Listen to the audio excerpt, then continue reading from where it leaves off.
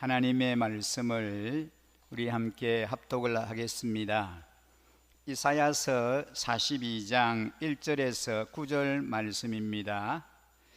구약성경 이사야서 42장 1절 말씀부터 9절까지의 말씀을 우리 한 목소리로 함께 합독을 하겠습니다. 1절입니다. 나의 종을 보아라. 그는 내가 붙들어주는 사람이다. 내가 택한 사람, 내가 마음으로 기뻐하는 사람이다. 내가 그에게 나의 영을 주었으니 그가 뭇 민족에게 공의를 베풀 것이다. 그는 소리치거나 목소리를 높이지 않으며 거리에서는 그 소리가 들리지 않게 할 것이다. 그는 상한 갈대를 꺾지 않으며 꺼져가는 등불을 끄지 않으며 진리로 공의를 베풀 것이다. 그는 세하지 않으며 낙담하지 않으며 끝내 세상에 공의를 세울 것이니 먼 나라에서도 그의 가르침을 받기를 간절히 기다릴 것이다. 하나님께서 하늘을 창조하여 펴시고 땅을 만드시고 거기에 사는 온갖 것을 만드셨다. 땅 위에 사는 백성에게 생명을 주시고 땅 위에 걸어다니는 사람들에게 목숨을 주셨다. 주 하나님께서 이렇게 말씀하신다. 나 주가 을을 이루려고 너를 불렀다. 내가 너의 손을 붙들어주고 너를 지켜주었어. 너를 백성의 언약과 이방의 빛이 되게 할 것이니 네가 눈먼 사람의 눈을 뜨게 하고 감옥에 갇힌 사람을 이끌어내고 어두운 영창에 갇힌 이를 풀어줄 것이다. 나는 주다. 이것이 나의 이름이다. 나는 내가 받을 영광을 다른 사람에게 넘겨주지 않고 내가 받을 찬양을 우상들에게 양보하지 않는다. 전에 예고한 일들이 다 이루어졌다. 이제 내가 새로 일어날 일들을 예고한다. 그 일들이 일어나기 전에 내가 너희에게 일러준다. 아멘. 오늘은 이사야서 42장 1절에서 9절 말씀을 중심으로 거절 말라라고 하는 제목으로 말씀을 전하려고 합니다. 우리 7월 한 달 동안에 말라라고 하는 주제로 말씀을 생각하는 중에 있습니다. 첫 주는 속지 말라, 둘째 주는 자랑 말라, 그리고 오늘은 거절 말라, 그리고 다음 주는 비교 말라, 그리고 그 다음에는 거역 말라라고 하는 주제로 말씀을 우리가 함께 나누게 되겠습니다.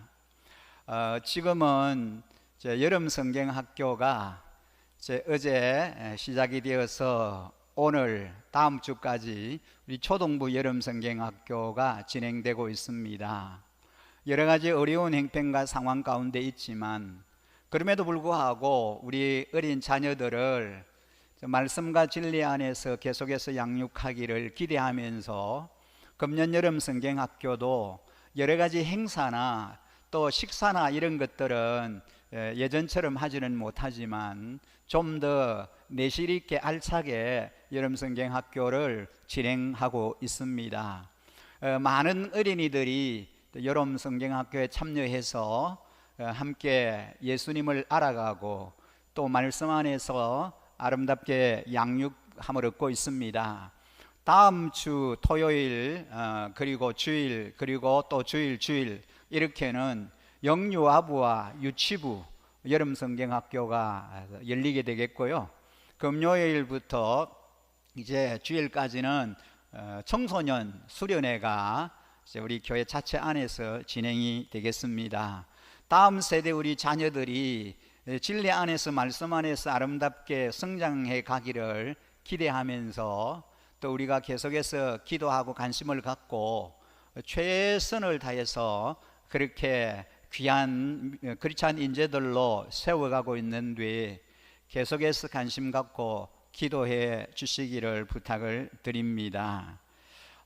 병원에서 응급 환자를 치료하거나 혹은 교행사고가 나서 인명을 구조할 때 경험이 많고 상당한 직책을 가진 사람이 책임을 지고 진료를 하거나 구조하면 아주 안심이 됩니다.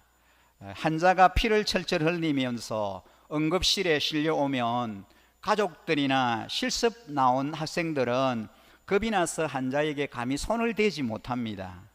소리만 지르고 우왕좌왕하면서 시간을 보냅니다. 그러나 노련한 의사는 즉시 환자의 상태를 파악하여 수술을 하거나 응급처치를 하여 생명을 살려냅니다. 사고가 났을 때도 처치할 능력이 없는 사람들은 소리만 지르고 왔다 갔다 합니다.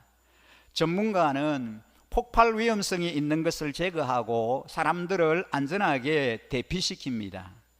사고를 당해서 매몰되어 있거나 배에 갇힌 사람들에게 가장 중요한 것은 골든타임입니다. 구조 시간을 놓치고 우물쭈물하다가는 전부 다 죽고 맙니다. 이때 아주 조심해야 할 점이 있습니다. 자칫 잘못하면 가짜에 속을 수 있기 때문입니다. 의사 가운을 입고 명찰을 달고 자신이 의사라고 하면서 왔다 갔다 하는 사람에게 환자의 생명을 맡겼는데 그가 만약 가짜 의사라면 그 생명이 어떻게 되겠습니까? 구조대라고 하면서 환자를 옮기는데 실제로는 구조대원이 아니고 외부인이 침투해 들어온 것이라면 어떻게 할까요? 그 외부인은 혼란만 일으킬 것이고 그를 믿었던 환자와 보호자는 망연자실할 것입니다. 하나님은 죄의 세력에 붙들려서 망해가는 우리 인간들을 구원하시고자 하나님의 종을 보내실 것이다 라고 말씀하셨습니다. 죄로 인하여 죽어가는 그 인류를 구원하기 위해서 하나님께서 한 종을 보내시겠다라고 말씀하신 거죠. 하나님은 모든 인간의 상태를 두 가지로 보고 계십니다. 그 하나는 죽을 병에 걸려 조금씩 죽어가고 있는 환자의 모습입니다. 물론 오늘 당장 죽는 것은 아니지만 서서히 죽어갑니다. 이 환자에게 정말 실력 있는 의사가 필요한 것이지요. 또 하나는 우리를 침몰하는 큰 배에 갇혀 있는 사람들의 모습으로 보십니다. 물론 지금 당장 죽지는 않지만 시간이 지날수록 물에 빠져들어가서 죽을 수밖에 없습니다. 이들에게 실력 있고 자격 있는 구조대원이 절실히 필요한 법입니다. 이처럼 하나님은 인간을 모두 구원해 주시기 위해 하나님의 종을 보내신다고 합니다. 그런데 문제는 사람들이 이 여호와의 종을 알아보지 못하는 데 있습니다. 정치인이나 돈이 많은 사람, 위대한 영웅을 여호와의 종으로 믿으려고 합니다. 그만큼 이 세상에 가짜 여호와의 종이 많이 나타납니다. 그래서 하나님은 사람들이 가짜에 속지 않도록 그 특징을 알려주셨습니다. 우리는 지금 자신이 어떤 상태에 있으며 영원히 멸망하지 않으려면 누구를 믿어야 하는지 똑바로 아는 것이 대단히 중요합니다. 하나님은 수많은 어려운 문제에 빠져 죽어가는 우리 인생을 살리시고자 능히 우리를 구원할 수 있는 구원자를 보내리라고 약속하셨습니다. 그분을 만나 붙들고 살면 구원이 있습니다. 그러나 그분 외에 다른 어떤 것들을 붙들면 시간 낭비만 하다가 죽을 수밖에 없습니다. 하나님께서 장차 우리를 모두 살리시기 위해서 한 종을 보내실 것입니다. 그런데 중요한 것은 이 종은 하나님이 완전히 의지하시는 분이고 이분의 말과 행동은 전부 하나님의 뜻을 나타냅니다. 이와 같은 여호와의 종은 여러 사람이 아니라 딱 한 사람밖에 없습니다. 우리가 읽은 본문 1절 말씀에 보면 나의 종을 보아라. 그는 내가 붙들어주는 사람이다. 내가 택한 사람, 내가 마음으로 기뻐하는 사람이다. 내가 그에게 나의 영을 주었으니 그가 뭇 민족에게 공의를 베풀 것이다 라고 말씀합니다. 앞으로 하나님이 보내실 구원자는 하나님이 붙드시는 자라고 합니다. 누군가를 붙든다는 것은 그를 전적으로 의지하는 것을 뜻합니다. 즉, 이 사람은 하나님이 우리를 구원하실 때 없으면 안 될 정도로 절대적으로 믿고 의지하는 종입니다. 이 사람이 얼마나 실력이 뛰어나며 얼마나 진실한지 알 수 있습니다. 한 나라를 통치하는 대통령도 모든 일을 혼자서 다 해낼 수 없습니다.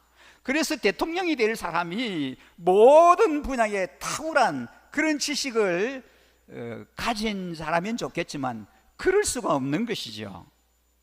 그런데 참모나 장관 중에서 경제 분야에서 뛰어난 사람, 군사적인 면에서 최고로 훌륭한 사람이 있다면 대통령은 그들을 믿고 나라의 일을 추진할 수 있습니다. 하나님께서도 인간들을 구원하는데 매우 뛰어나고 신실한 사람이 있기에 그를 붙드신다라고 합니다. 결국 이분이 우리 인간을 능히 구원하십니다. 하나님이 이 종을 내 마음에 기뻐하는 자라라고 표현을 하셨습니다. 이 종이야말로 하나님에게 가장 소중한 사람입니다. 그런데 이 종은 하나님이 기뻐하는 자일 뿐만 아니라 실제로 그가 하는 모든 일이 하나님의 뜻에 완전히 일치가 되는 분이기도 합니다. 이분은 하나님의 뜻을 완전히 이해하고 그 뜻대로 행하시는 분입니다. 하나님은 이 종을 내가 택한 사람이다 라고 말합니다. 내가 붙들어 준다라고 말씀하고, 그리고 내가 기뻐하는 자다라고 말하고, 이 종은 내가 택한 자다라고 말씀합니다. 이 하나님이 택하셨다라고 하는 것은 공식적으로 인물을 주어서 파견하셨다, 그런 뜻입니다. 하나님은 우리 인간들을 위기에서 살리기 위하여 유일한 구원자를 보내주셨습니다. 우리가 죄로부터, 그리고 하나님의 무서운 진노의 심판으로부터 구원을 받을 수 있는 유일한 길은 하나님이 보내신 종을 알아보는 것입니다. 알아보기만 하면 우리는 살 수 있습니다. 그러나 만일 다른 사람이나 다른 것을 믿는다면 절대로 구원받지 못합니다. 하나님이 보내신 종을 믿지 않는다는 것은 인간이 처한 위기의 심각성을 전혀 깨닫지 못하고 있는 것입니다. 이 종을 믿지 않으면 아무리 딱하고 아무리 간절하고 아무리 성공했다 하더라도 절대로 살아날 수가 없습니다. 우리는 하나님의 종을 알아보지 못하면 죽게 됩니다. 그리고 영원한 불못에서 고통받으며 살아야 합니다. 이 세상에서 믿을 수 있는 것은 절대로 내 성공이나 사람들의 인정이 아니라 하나님이 보내시는 종을 붙잡는 것입니다. 그를 붙드는 것입니다. 하나님의 종을 알아보려면 일단 그분의 특징부터 우리가 알아야 합니다. 그분은 자신의 신분을 드러내놓고 들뜨지 않으므로 주위에서 분별해야 합니다. 우선 가장 중요한 특징은 하나님이 그에게 성령을 주셨다라는 것입니다. 하나님의 종을 보내시는데 그의 특징 중에 첫째가 성령의 기름 부으심을 받은 자다. 하나님이 그에게 성령을 주셨다라는 겁니다. 하나님이 우리 인간에게 하시는 놀라운 일 중 하나는 성령을 주셔서 우리를 근본적으로 변화시키는 것입니다. 하나님은 하나님의 종에게 가장 먼저 성령을 주셨습니다. 이 말씀을 두 가지 비유로 생각해 볼 수 있습니다. 예전에는 백신이라는 개념을 잘 몰랐습니다. 백신, 면역력이 없어 폐렴 같은 병균이 침투하면 그 병을 이기지 못해서 사람이 죽었습니다. 폐렴으로 많이 죽었습니다. 다른 병들로도 마찬가지입니다. 그러다가 우연히 백신이라는 것을 발견해서 미리 면역력을 생기게 하는 것이 가능해졌습니다. 그래서 미리 예방접종을 하는 거죠. 그 병을 이기기 위해서 면역력을 기르기 위해서 예방접종을 합니다. 수백만 수천만 명이 수많은 병으로부터 건짐을 받게 되었습니다. 여러분, 요 최근에 코로나19라고 하는 이 바이러스 때문에 우리가 얼마나 오랫동안 일상생활도 못하면서 전전긍긍하면서 이 지구촌이 얼마나 고통을 당하고 있습니까? 그런데 백신이 개발되니까요, 1차, 2차 접종을 한 사람들은 그 바이러스로부터 안전합니다. 대체적으로 안전합니다. 뭐 변이 바이러스가 생겼다 해도 대체적으로 안전합니다. 그래서 이 코로나 바이러스로부터 안전하기 위해서 백신 접종을 서두르려고 얼마나 그렇게 애를 쓰고 있습니까? 이 백신을 접종하게 되면 면역력이 생겨서 이 코로나 바이러스를 이길 수가 있다라는 거죠. 마찬가지로 사람의 몸에 성령이 오신다는 것은 사실은 불가능한 일입니다. 뿐만 아니라 성령이 오시는 즉시 인간이 죽을 정도로 성령은 강력한 분입니다. 하나님을 만나게 되면 사람이 살 수가 없었잖아요. 그래서 하나님을 만날 때 하루다 나여 망하게 되었다라고 하면서, 야, 나는 이제 죽었다라고 그렇게 하나님을 만난 선지자들이 고백하지 않았습니까? 죄인인 인간이 전능하신 하나님을 만나게 될 때 죽을 수밖에 없습니다. 살아남을 수가 없습니다. 그런데 예수님은 하나님의 아들임에도 인간의 몸을 입고 오셔서 먼저 성령을 받으셨습니다. 예수님이 요단강에서 세례를 받고 올라오실 때 성령의 비둘기의 형상으로 예수님 위에 임하신 것을 요한복음에 잘 설명을 합니다. 이는 내 아들이요 내 사랑하는 자라, 내가 기뻐하는 자라 하면서 성령이 비둘기처럼 예수님에게 임하셨습니다. 근데 왜 원자 폭탄 같은 위력으로 임하지 않으시고 비둘기 같은 모습으로 성령이 예수님에게 임하셨을까요? 예수님이 죄가 없으시고 그 안에 신성이 충만하시기 때문에 거부 반응이 없었기 때문입니다. 예수님은 성령의 능력으로 병자를 치료하시고 귀신을 쫓아내시고 많은 기적을 행하셨습니다. 모든 문제를 가진 자들이 예수님을 찾아올 때 다 그들의 문제를 해결해 주셨습니다. 그리고 예수님이 십자가 위에서 죽으시고 다시 살아나셨을 때 우리도 성령을 받을 수 있게 되었습니다. 그래서 오순절 마가 요한의 다락방에 모여 기도하고 있을 때 120여 성도들의 성령이 강한 바람같이 불같이 임하셨습니다. 아무도 죽지 않았습니다. 오히려 모두 성령의 충만함을 입었고 방언을 하고 담대하게 하나님의 진리를 선포할 수 있었습니다. 우리가 살 수 있는 유일한 길은 예수님이 받으셨던 또 우리에게도 주시는 성령을 받는 것입니다. 우리는 예수 믿고 주님을 기쁘시게 해드리는 주님의 자녀들이 되어야 합니다.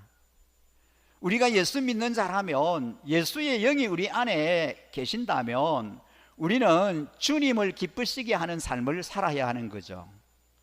그래서 주여 우리의 삶이 주님의 기쁨이 되기를 원합니다 라고 우리는 늘 그렇게 고백합니다. 우리의 생각이, 우리의 말이, 우리의 행동이, 우리의 삶 전체가 주님 앞에 기쁨이 되기를 원합니다.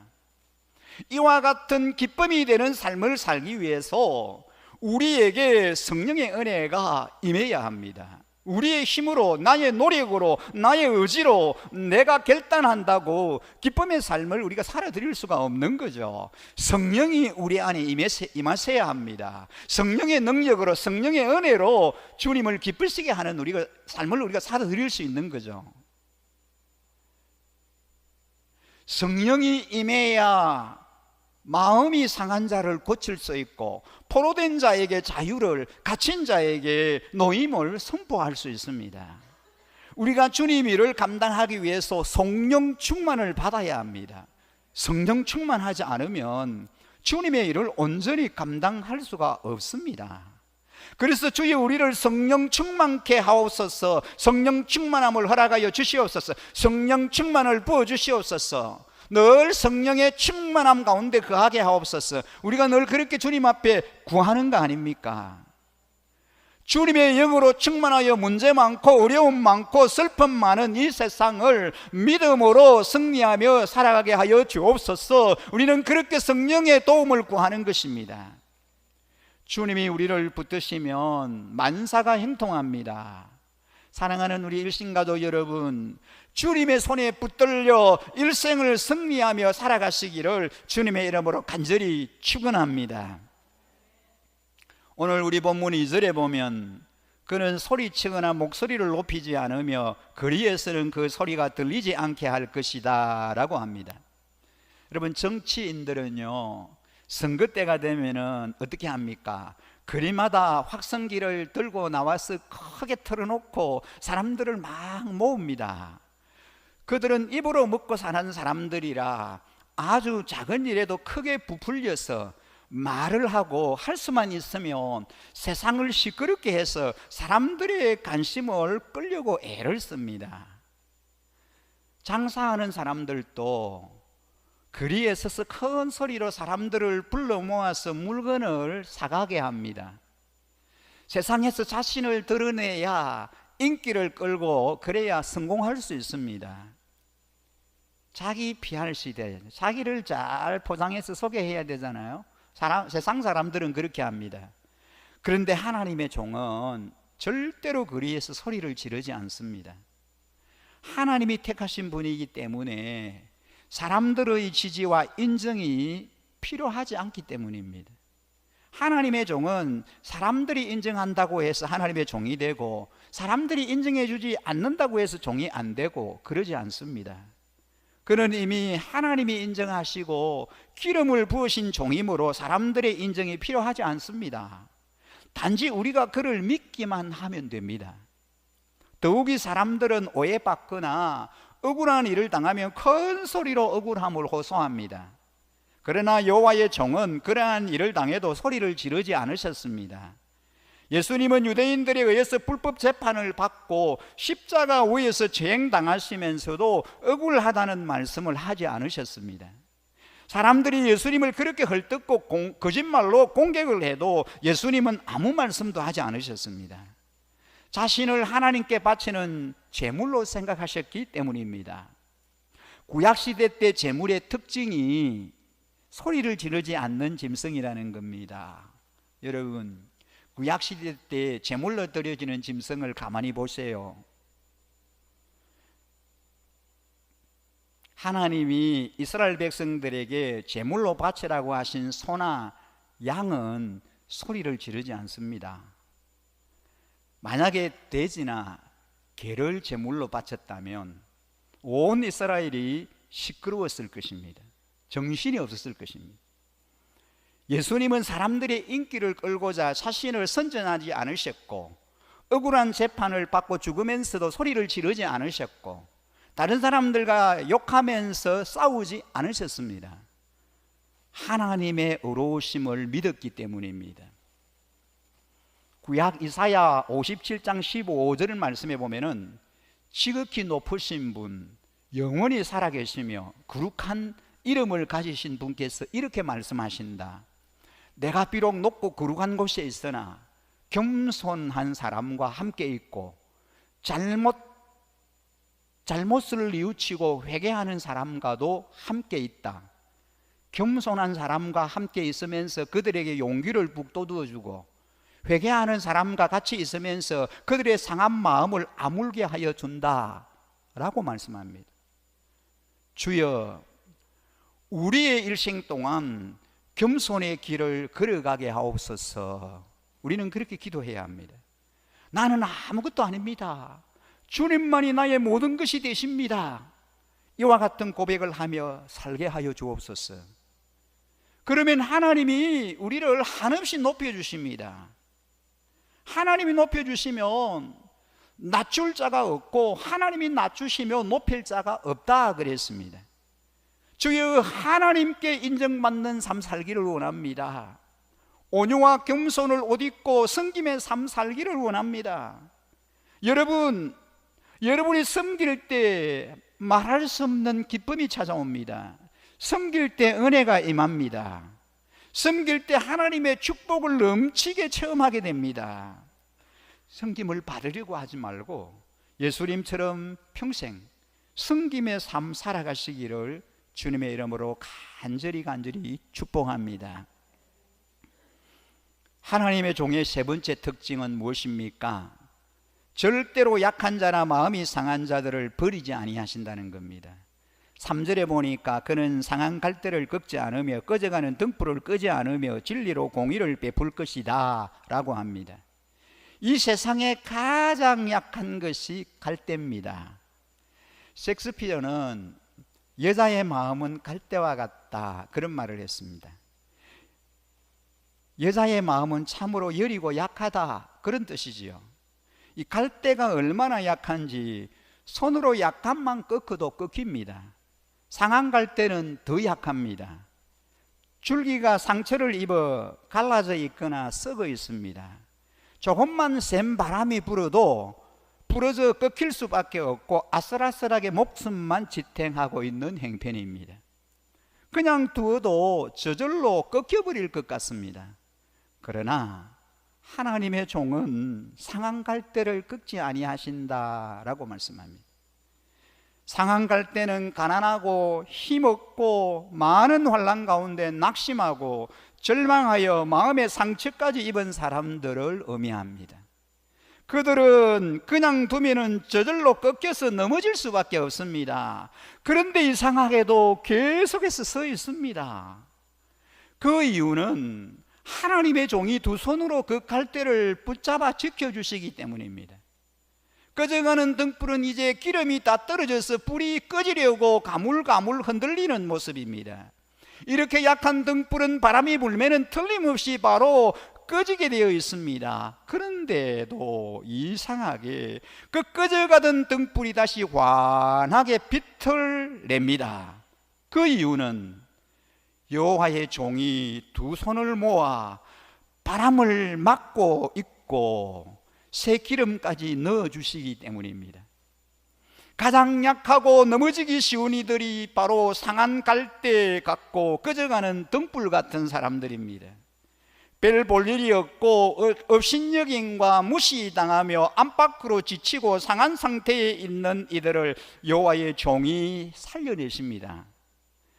꼭 꺾이고 꼭 꺼질 줄 알았는데 어느 순간 다시 싹이 피면서 열매를 맺습니다. 다시 불이 활활 타올라 온 세상을 비춥니다. 3절 끝에 보면은 여호와의 종이 진리로 공의를 베풀 것이다 라고 합니다. 세상적으로 생각할 때 상한 갈대는 꺾이는 것이 정의이고 꺼져가는 등불은 꺼지는 것이 정의입니다. 그러나 하나님은 약한 자를 쓰셔서 부흥이 일어나게 하십니다. 하나님 앞에서는 상한 갈대로 열매를 맺는 것이 정의이고 꺼져가는 등불이 다시 불타오르는 것이 정의입니다. 이것이 바로 성령의 능력이기 때문입니다. 우리 주님이 얼마나 우리를 사랑하셨는지 상한 갈대를 꺾지 아니하신다 그러셨어요. 상한 갈대처럼 세상에 죄짓고 불의하고 방탕하고 그래서 세상에 온갖 문제와 어려움을 다 껴안고 살아가는 우리 인생들, 짓밟히고 병들고 완전히 꺾여져서 버려진 인생을 살아갈 수밖에 없는 우리들을 주님이 품어주시고 치료하시고 용서하시고 회복시켜 주시고 그 다음에 의롭게 살아갈 수 있도록 우리의 길을 인도해 주시는 것입니다. 꺼져가는 등불처럼 이 세상에 희망이 없이 가물가물 모든 것 다 포기하고 이제는 차라리 죽었으면 좋겠다 그렇게 살아가는 그 사람들, 죄와 절망의 늪에 빠져 두 손을 다 놓고 맥이 빠져서 한숨 짓고 있는 그러한 인생들을 주님이 와서 일으켜 주시고 위로해 주시고 꺼져가는 등불을 다시 켜주시고 그 삶의 새로운 꿈과 희망이 넘쳐나게 만들어 주십니다. 예수님은 일평생 가난하고 헐벗고 굶주리고 병들고 무시당하고 버림받은 인생의 친구로 사셨습니다. 예수님이 그렇게 사셨는데 우리는 그런 사람들을 보면 어떻게 합니까? 자꾸 피하려고 합니다. 그런 사람들을 외면합니다. 헐벗고 가난한 사람들의 친구가 되기보다는 가진 사람들의 친구가 되려고 하는 그런 경향이 많습니다. 주님, 우리를 용서하여 주옵소서. 예수님의 십자가가 바로 이와 같은 사랑의 표현입니다. 그러한 버림받은 인생을 위해서 친히 죽어주심으로 가난과 저주와 질병과 구원의 문제를 다 해결해 주시고 부활하심으로 우리에게 위대한 희망을, 축복의 미래를 선물로 주셨습니다. 사랑하는 우리 일신가족 여러분, 우리 모두가 하나님께서 기뻐하시는, 하나님이 붙드시는 종들이 되시기를 원합니다. 겸손과 온유를 옷입고 남은 여생 하나님의 영광을 위해서 하나님의 사랑을 실천하고 공의를 바로 세우는 데 쓰임받는 주님의 귀한 일꾼들 다 되시기를 주의 이름으로 간절히 축원합니다. 여러분, 오늘 제가 한 소녀에 대한 이야기를 하고 싶습니다. 제가 이 이야기를 하는 것은 우리 성도님들의 진심이 담긴 기도를 부탁하기 위함입니다. 9살 된 소녀의 이야기입니다. 부모님들이 잘 믿는 가정의 무남동녀입니다. 외동딸인 거죠. 주변에 사랑을 한 몸에 받으면서 참 귀엽고 예쁘게 잘 자라고 있었습니다. 주일이면 온 가족과 함께 교회 출석해서 열심히 예배를 드렸습니다. 그러던 어느 날 학교에서 돌아와서 킥보드를 타며 놀다가 사고를 당했습니다. 킥보드를 타던 중 넘어져서 하단에 돌담에 머리를 부딪히게 된 겁니다. 보장비를 하였지만 그 장비가 오래되어 머리에 헬멧이 제대로 머리를 안전하게 지켜주지를 못한 겁니다. 그 당시 아무 외상도 없고 이상이 없어서 그냥 병원에도 가지 않고 잠을 잤다고 합니다. 근데 그 이유가 문제였습니다. 내가 큰 손상을 입고 온몸이 마비되고 움직일 수도 말을 제대로 할 수도 없는 상태가 됐습니다. 1년 동안 계속해서 수술도 몇 번 하고 치료를 받고 그렇게 경과가 이제 아무 차도가 없는 그런 상황입니다. 이제는 10살이 되었습니다. 학교에도 교회에도 나갈 수가 없습니다. 집에서 누워서만 생활하고 있는 현실입니다.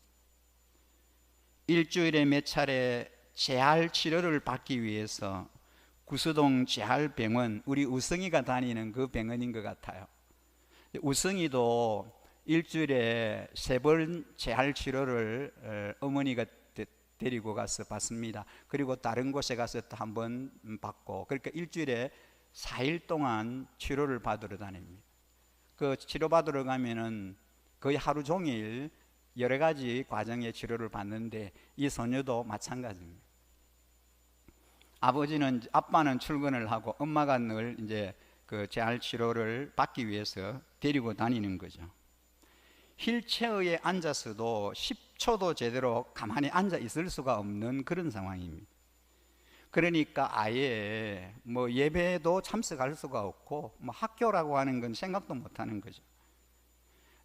인간의 힘과 의술로는 최선을 다하고 있지만 더 이상 회복과 좋은 그런 빠른 그 쾌유가 일어나지 않는 상태에 있습니다. 그러면서 1년이 지났습니다.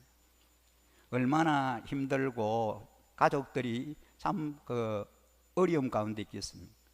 우성이 같은 경우도 거의 한 2년 정도 지난 것 같은데요. 우성이 할머니하고 통화를 하면서 우성이 엄마가 지치지 않고 의욕 잃지 않고 상심하지 않고 그렇게 꿋꿋하게 믿음으로 잘 견디고 버텨주어서 너무 귀하게 생각한다. 너무 참 감사하게 생각한다 그러더라고요. 여러분 그렇지 않겠습니까? 하루 이틀도 아니고 이 1년 2년 계속 그렇게 진행이 되고 매주 3번 4번씩 가서 재활 치료를 받아야 되고 이런 일들이 일상이 반복될 때 좋은 어떤 그 조짐이 있고 조금이라도 회복이 되고 하면 힘이 있고 소망이 되겠지만, 그러지 않는 상태에서 계속해서 시간이 흘러간다면 얼마나 낙심할 수밖에 없고 얼마나 힘이 빠지겠습니까? 그런데 늘 예배하면서 말씀으로 이기고 기도하면서 이겨내는 그 딸을 볼 때 그 할머니가, 우승이 할머니가 참 대견하다, 어떤 그 면에서 참 고마운 마음이 든다, 그런 얘기를 하더라고요. 여러분 마찬가지입니다. 이런 어려운 가운데 이런 참 힘든 상황 속에서 하루하루를 이렇게 지내고 있습니다. 여러분 우리 주변에 살고 있습니다. 이 정관에 살고 있어요. 이제 오늘도 우리 기도하시는 목자님이 우승이를 위해서 기도하시는데, 우리 성도님들 늘 우승이를 위해서 기도합니다. 몇 년 동안 기도합니다. 자, 이제는 이 소녀를 위해서도 기도해 주시기 바랍니다. 우승이를 위해서 기도할 때 우승이와 함께 이 소녀, 이 아이를 위해서도 반드시 여러분들이 기도해 주시기 바랍니다. 이름은 수아입니다. 수아, 요수아. 이름을 요수아 줄여서 그냥 수아라고 이름을 지었대요. 원래 믿는 가정이기 때문에. 수아를 위해서 지금 초등학교 3학년이겠죠. 10살이니까 꼭 기억하시면서 기도해 주시기 바랍니다. 야고보서에 보면은 너희 중에 병든 자가 있느냐?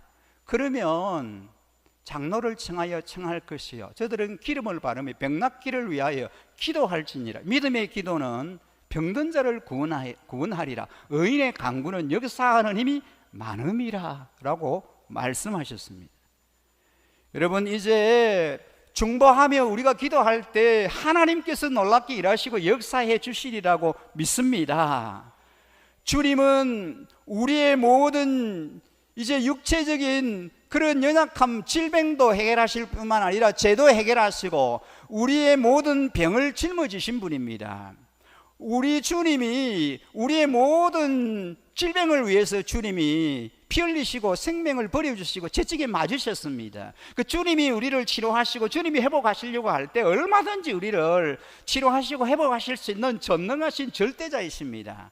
주님이 원하시면은 불가능한 게 뭐가 있겠습니까? 못 고칠 병이 뭐가 있겠습니까? 저는 이 소녀를 수아를 생각할 때 성경 말씀에 12살 된 해당장 야이로의 딸이 생각이 났습니다. 야이로의 딸. 주님이 그를 찾아가서 달리다꿈 하면서 그의 손을 잡아 이렇게, 소녀야 내가 내게 명하노니 일어나라 하면서 주님이 그 12살 된 그 소녀를 일으켰습니다. 우리 주님이 우승이의 손을 잡으시고 이 수아의 손을 잡으시고 달리다꿈 하면서 일어나라 주님이 말씀하실 때 어떤 형편 어떤 상황이 있든지 치료가 되고 회복이 되고 온전하게 정상적으로 하나님께서, 주님께서 기적과 표적과 능력을 행하시리라고 저는 믿습니다. 여러분 성경학교가 진행되고 있는데 하나님께서 온전하게 치유하시고 회복시켜 주셔서 성경학교에 참여하고 우리 주일학교에 참여하고 유치부에 참여하고, 우승이는 집에서 영상을 통해서 이제 유튜브 영상을 통해서 유치부 예배를 드리고 있습니다. 매일. 근데 현장에 나와서 이제 일어나서 건강하게 뛰어다니면서 유치부 예배에 동생 그룹과 함께 참여하고, 수아 이 자매도 이 아이도 건강하게 회복이 되어져서 온 가족과 함께 하나님 앞에 나와 예배드리는 그런 하나님의 기적과 능력 베풀어 주심이, 사도행전적인 기적과 표적과 능력이 오늘 우리 안에 재현되는 그런 영광을 우리가 경험할 수 있기를 소망합니다. 여러분 계속해서 중보하시고 기도 부탁드립니다. 우승이를 위해서 끊임없이 기도하셨던 것처럼 우승이를 위해서도, 이 수아를 위해서도, 그리고 우리 주변에 우리 공동체 안에 우리 목장 안에 우리 기도가 필요로 하는 연약한 우리 지체들, 우리 성도들을 위해서 믿음의 기도, 의인의 간구로 간절히 부르짖어 기도하는 저와 우리 일신가족 여러분들이 되시기를 간절히 주님의 이름으로 부탁을 드립니다. 하나님의 영광이, 하나님의 일하심이 우리 안에 나타나기를 소망합니다.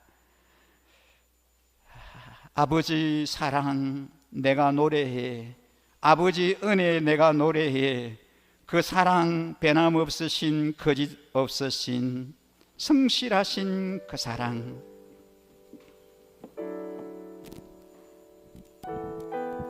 다시 오실 그 사랑, 죽음도 생명도 천사도 하늘의 어떤 권세도 끊을 수 없는 영원한 그 사랑, 예수님의 그 사랑을 우리가 간절히 소망하면서 이 찬양을 주님께 드리면서 준비하신 예물을 주님께 올려드리고 싶습니다.